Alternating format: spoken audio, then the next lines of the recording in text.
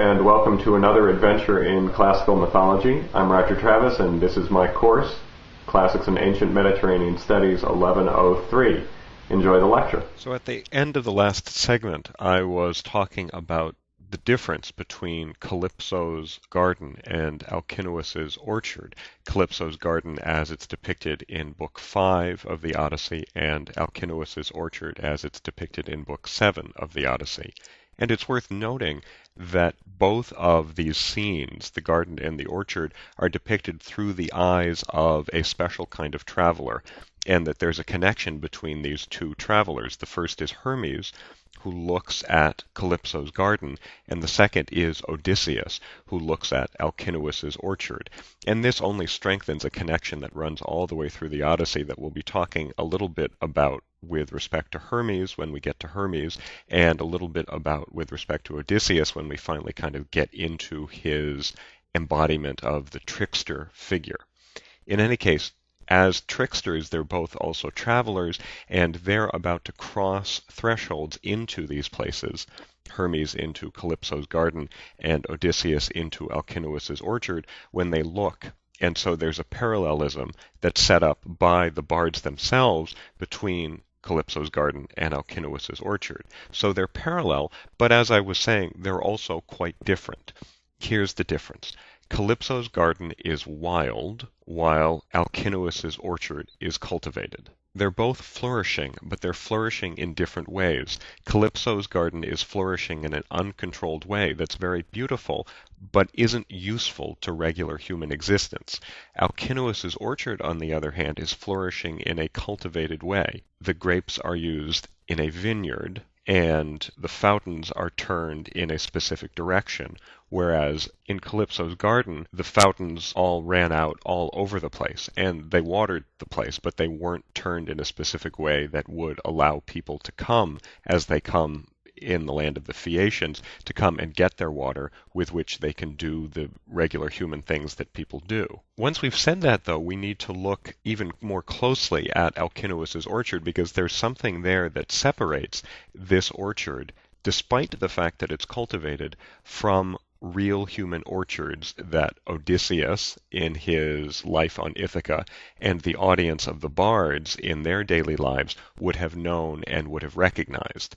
Alcinous's orchard, despite being cultivated like real orchards, is nevertheless magic. Everything in that orchard reproduces in a magical kind of overabundant way that would have been a dream for the bard's audiences and a dream for people like Odysseus in their regular lives, but would have been instantly recognizable as being impossible and supernatural. Thus, Calypso's garden is wild and supernatural, and Alcinous's garden is cultivated and supernatural. And what this does is to turn the island of Scheria, the home of the Phaeacians, into a very special place within the entire course of the Odyssey as a myth and as a story. The way I like to talk about it is as a transitional zone, a zone that lies between Odysseus's adventures in the completely supernatural wild world of the sea, where he spends so much time trying to get home, and, on the other hand, the real world of Ithaca, where things are hard and human and regular. The Phaeacians live in a place that's between those two worlds. They do human things, but they do them in supernatural ways. Their ships, for example, are like regular ships that the audience of the bards would have known about, but they're supernatural. In fact, in a certain sense, they're not ships at all. They're kind of naval teleportation vehicles, because they get where they're going instantly. My favorite illustration of this principle, that Scheria, the land of the Phaeacians, is a transitional zone for Odysseus, comes at the beginning of Book 6, when we hear where the Phaeacians came from when they came to Scheria for the first time. It turns out, strangely, that they used to live right next to the people that we know, having already been introduced to Polyphemus in a kind of slight way, we know as the wildest and fiercest people in the world, the Cyclopes, the race from which Polyphemus, the guy, that is, the giant with the one eye in his forehead who causes Odysseus all of this trouble. That's where he comes from. And it turns out that the Phaeacians used to live there. And those guys, the Cyclopes, turned out to be too horrible to live next to.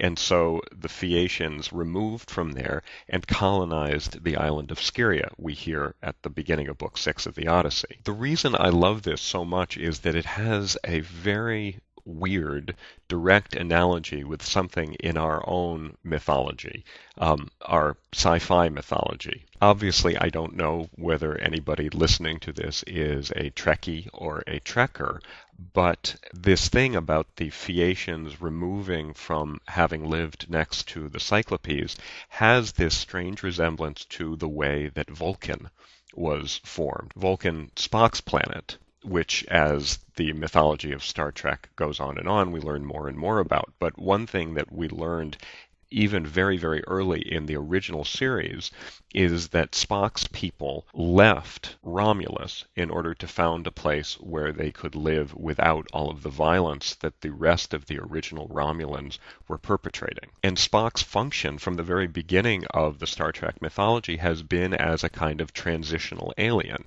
He's half human, half Vulcan, even all on his own. And his people, the Vulcans, are half Romulan and half regular, logical, thinking, sentient beings. For me, that's a wonderful parallel and a wonderful explanatory analogy of what's going on with Odysseus. It's just pretty good to have in a myth of this kind, an epic myth, a place or a person where we can think about what it would be like to be kind of half wild and supernatural and half regular, that is, a transitional zone. Well, what is this going to gain for Odysseus? Well, that's what we're going to find out as we move along, because it turns out that there are certain really important things that Odysseus can get done on Scheria with the Phaeacians that he couldn't do either in the wild supernatural world that has no contact with regular human life, or in the regular human world, which can be so violent in its own way and unforgiving. What we're going to see is that Odysseus uses the transitional zone of Scheria very, very effectively, and in a way that is in itself a reflection of what the Odyssey is as a myth and what Odysseus is as a mythic hero.